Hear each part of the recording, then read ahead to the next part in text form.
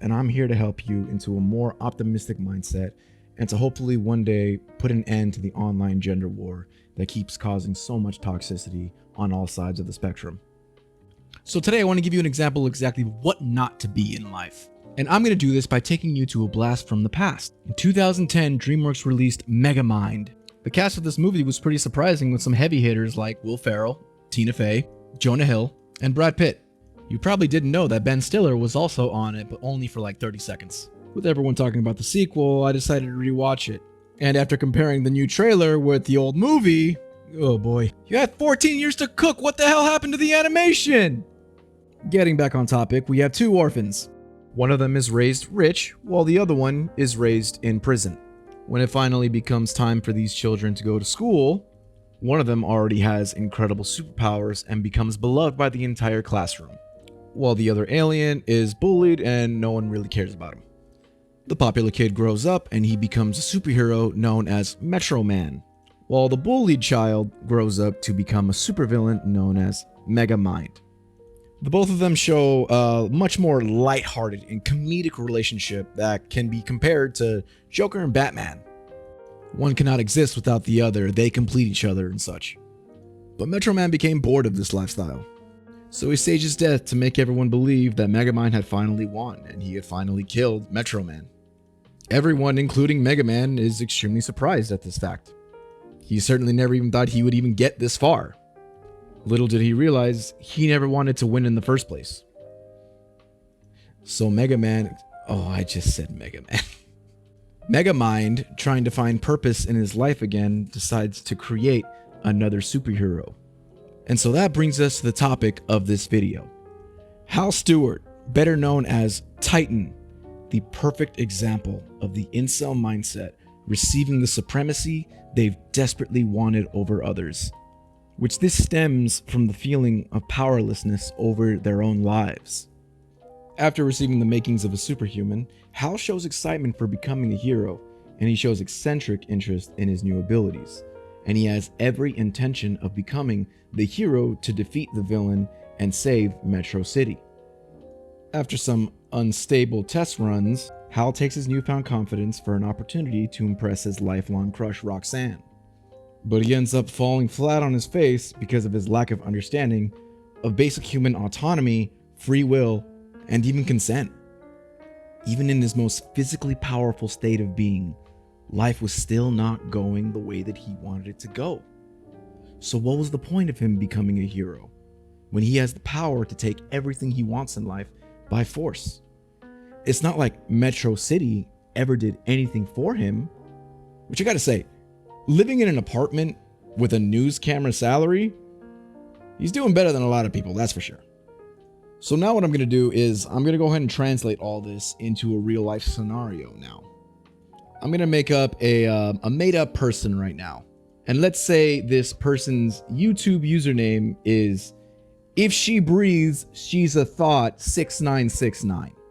Let's say this person suddenly wakes up one day and he has $500 million in his bank account, as well as a completely chiseled body where he looks just like, let's say, Chris Hemsworth.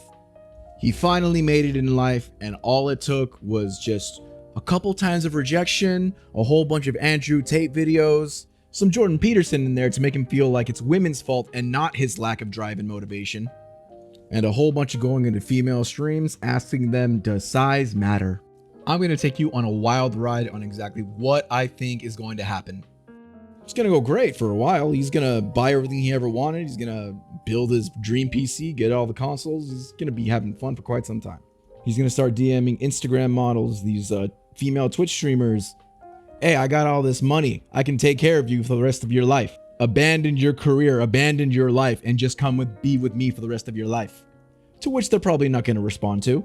And they shouldn't, because this is psychotic behavior. I want to make sure everyone understands. And so this person's going to find out the next con or event that this streamer or model is going to be at. All that's going through this guy's head is, oh, I'll show you. You're going to want to ignore me? Yeah, look what you're going to be losing out on. She's going to see me. She's going to see all my money. And then she's just going to break down on her knees and start begging me for forgiveness. Yeah, I'll show her. In reality, he's going to see his parasocial girlfriend. He's either gonna choke, or he's gonna push his boundaries and say something really fucking stupid or creepy.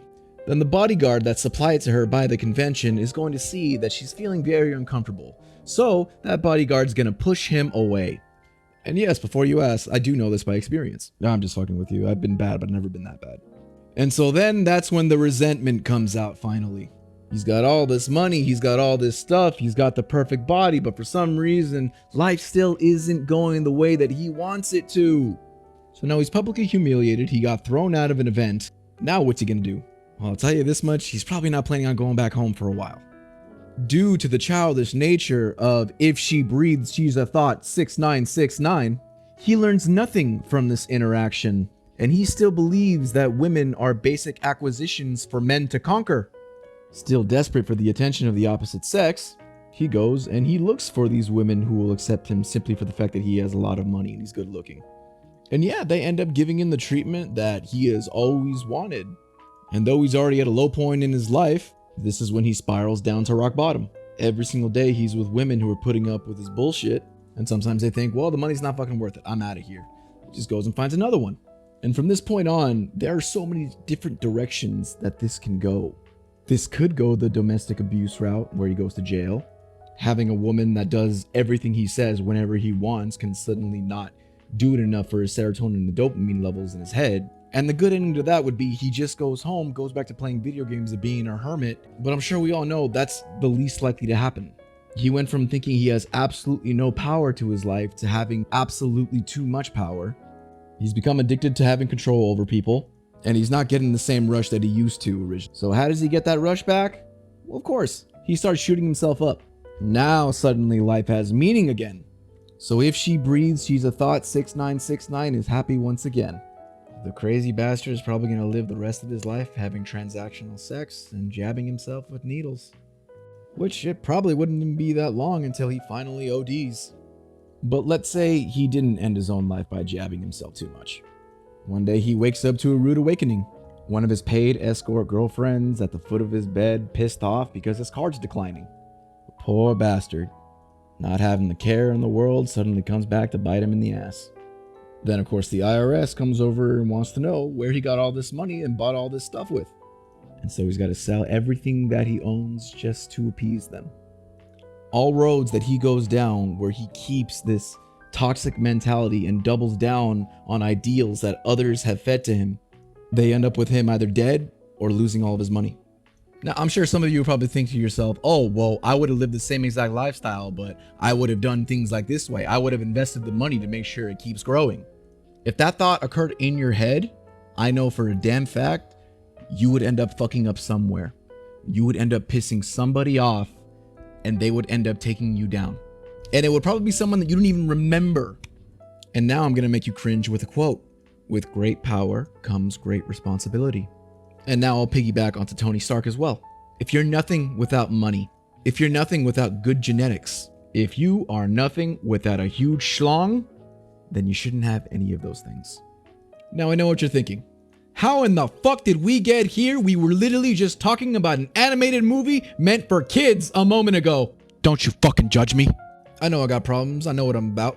But anyways, moral of the story, your mindset triumphs everything. You could have the body of a god as well as the wealth of a billionaire. If you don't fix the head that's sitting on top of your shoulders, you're going to end up just like Titan, losing everything. You got to learn how to move on. You got to learn how to not hold grudges. You've got to learn how to just keep moving forward. Everything that you're struggling with is a building block for you to become the person that you're supposed to be. And when you get to that position, a lot of people are going to want to watch you fall. And of course, you're probably going to want to lash out because it wasn't easy for you to get where you are. And you don't look down on these people simply because you're above them.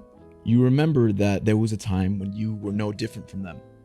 You never want to add more anger and hatred to this world because there's already enough of it. And you're going to constantly see people who are doing this themselves. Don't give these people that attention that they're craving. You simply ignore people who are dominated by their negative emotions. Be a rock. Be resilient. And I know it's exhausting because you're going to want to release all that anger, all that emotion that you're not allowed to have. And yes, there are a lot of people who will use that to their advantage against you. That's what I'm hoping that this channel and maybe even this community can be for each other. I certainly won't judge you or hold it against you. I'll be honest, it's very possible I might even remember you.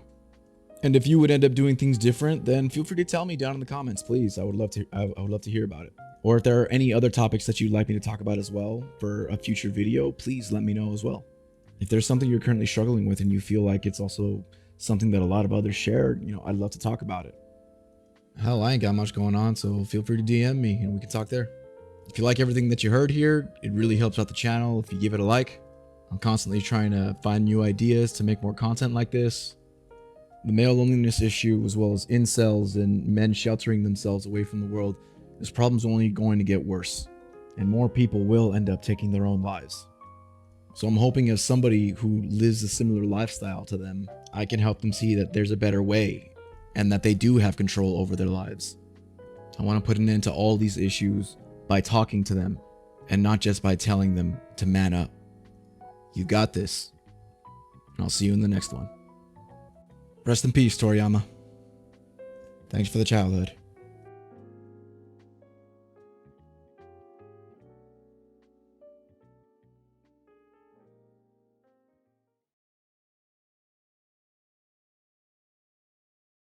That's how winning is done.